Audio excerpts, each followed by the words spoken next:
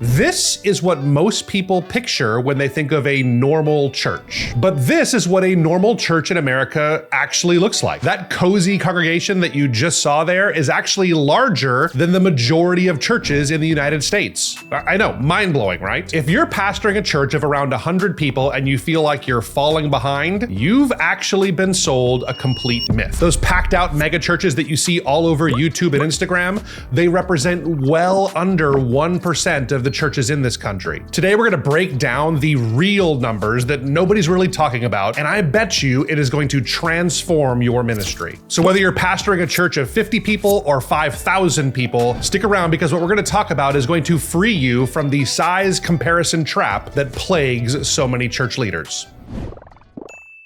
Well, hey guys, I'm Thomas here from Reach Right. We put out new content like this every single week. And so if this is the kind of content that helps you and your church, it would mean a lot to me if you would hit that subscribe button. 65. That's the average number of people that attend a typical church in the United States. This is what most churches actually look like. It's real people who know each other's names and do life together and actually are involved in each other's lives. Major research firms like Faith Communities Today and the National Congregation Study confirm this, and it's the same year after year. Smaller churches are actually the backbone of spiritual growth in this country. They're where the most discipleship happens, where the most prayers are prayed, and it's where real communities are actually served. So if you're leading a church that's in this category, the small to mid-sized church, I want you to do something for me. Completely forget the lie that you've been told that you are not doing enough. You are not falling short. You are not just surviving. You're actually right in the sweet spot of exactly where God's work happens. But that raises an important question. If most churches are around this size, what kind of church size category should we be thinking in? Let's break down the three main categories of church sizes that actually matches what reality looks like.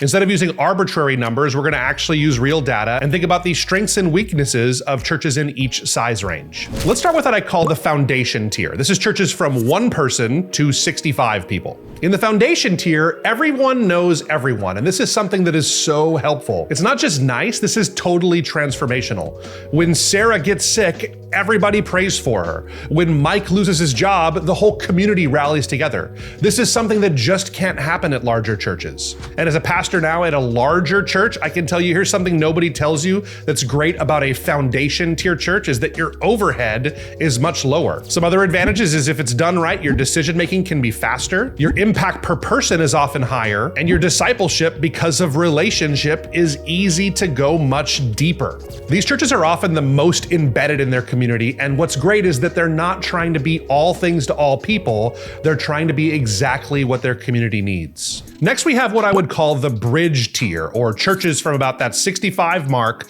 to about 150. This is fascinating because research shows that about 150 people is the maximum number of people that someone can have a personal relationship with. Bridge tier churches are in a really pivotal position because they're able to be small enough to still know most of the people that you're doing ministry with, but they start to have some of the resources to really build systems and start to see accelerated growth. Bridge tier churches typically have 2 to 3 staff members, multiple thriving small groups, a sustainable children's ministry, and specialized outreach programs. It's where most churches start to develop some of the systems that'll help take them to the next level, but are still able to keep that original DNA intact. And that moves us to the final tier that I call the expansion tier of churches. That's churches over 150 attendance. At this size, churches start to function fundamentally differently. You're not just adding more people, you're building a completely different organizational model. Expansion size churches typically need multiple full-time staff members, formal leadership development processes, very intentional small group structures, and clear communication systems, often with a communications director on the team.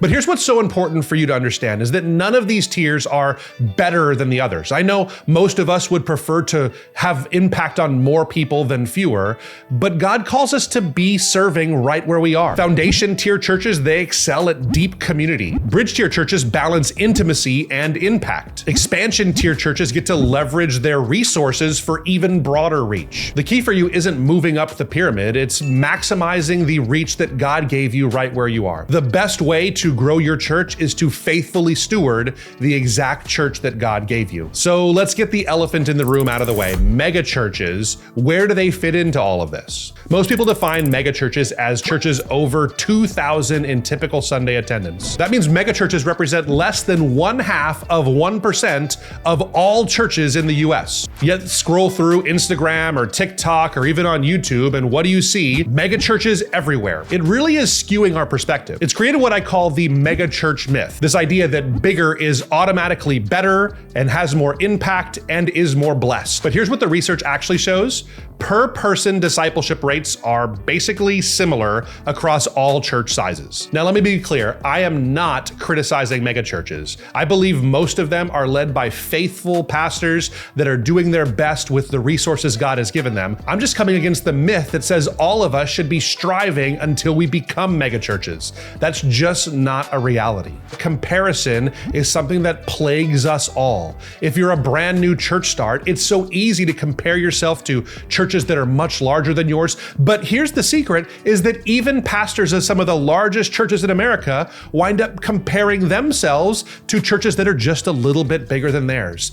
It's not healthy, and it's something that I really hope we can change. So I believe the question needs to pivot from how does my church become a megachurch to how do I become the healthiest church that we can be in whatever size that God has us at? And that's what I want to talk about next. How do you maximize your church's impact at every tier? Let's start with the foundation tier. Remember, your church's size is not your weakness, it's your secret weapon. Everyone knows everyone. You can make decisions quickly. You can respond to prayer needs immediately, and you just have natural discipleship opportunities. So what do you do with these opportunities? Turn your whole church into your welcoming team. So often smaller churches can feel very cliquish, so you need to empower your entire team to think of themselves as greeters. Use homes for ministry multiplication in small groups. There's nothing more intimate than gathering in a neighbor's home. Create everybody knows everybody events where you can actually rub shoulders with every single person in your church and they can do likewise. And finally, build multi-generational connections. I find that people have very few opportunities to connect with people in different age ranges from themselves